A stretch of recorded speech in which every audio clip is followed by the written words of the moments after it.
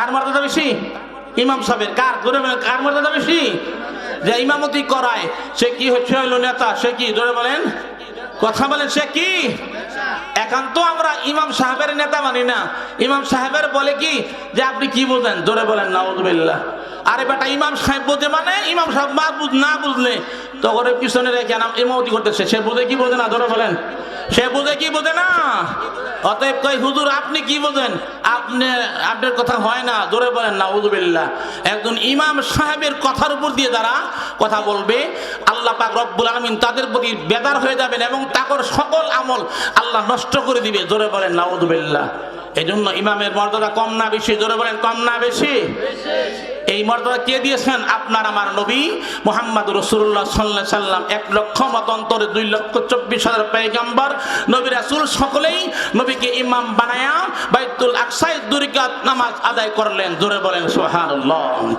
এরপরে আপনার আমার নবী যখন নামাজ আদায় করেন বাইতুল আকসা দিয়ে যখন বের হলেন, বের হওয়ার পরই রাসূল সাল্লাল্লাহু আলাইহি সাল্লাম যখন বের হয়ে আসলেন দেখতেছেন জান্নাতের সুঘ্রাণ কোথা থেকে যেন পাওয়া যায়। জোরে বলেন সুবহানাল্লাহ। হযরত নবীজি আশ্চর্য হইয়া গেলেন, কারণ জান্নাত তো অনেক দূরে, কিন্তু জান্নাতের আসল গ্রানগুলো এখানে পাওয়া যায়। কিভাবে পাওয়া যায়? কোথা থেকে আসলো? ইয়ার পরে হযরত জিবরাইল কি বলে, ইয়া আখি জিবরাইল, এখানে তো জান্নাত নয়, এখানে তো দুনিয়া, এখানে জান্নাতের গ্রান কোথায় গিয়ে পাওয়া যায়?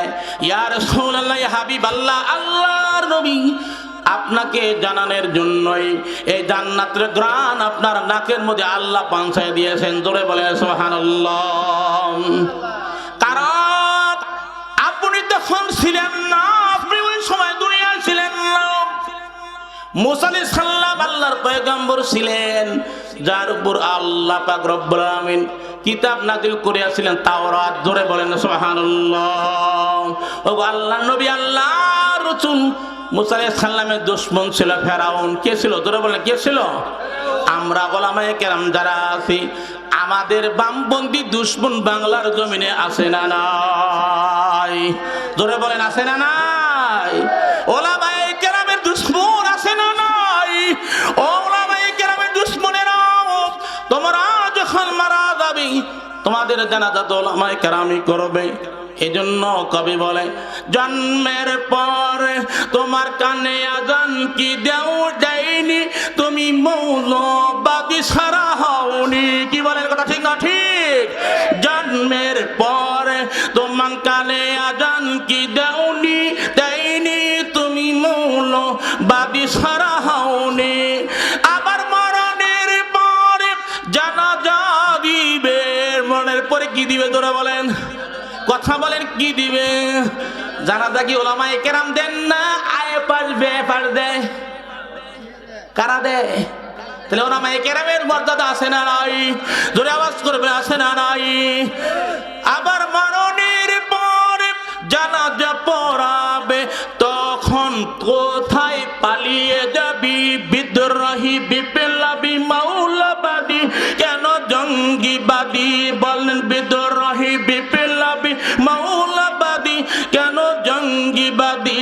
সত্যের পথে চলি বলে আমি বিপ্লবী, সত্যের কথা বলি বলে আমি বিদ্রোহী, কোরআনের কথা তাই বলি আমি ফতোয়াবাজি।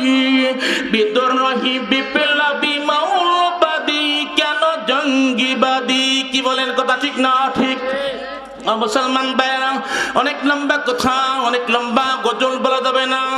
এরপর রাসূল সাল্লাল্লাহু আলাইহি সাল্লাম কি জিবরাইল জানায়া দিলেন, ও আল্লাহর নবী, আল্লাহর রাসূল, আল্লাহ পাক রব্বুল আলামিন হযরত মুসা আলাইহিস সালামকে দুনিয়ার জমিনে তাওরাত কিতাব দিয়ে আল্লাহ নাযিল করে দিয়ে পাঠাইয়াছিলেন।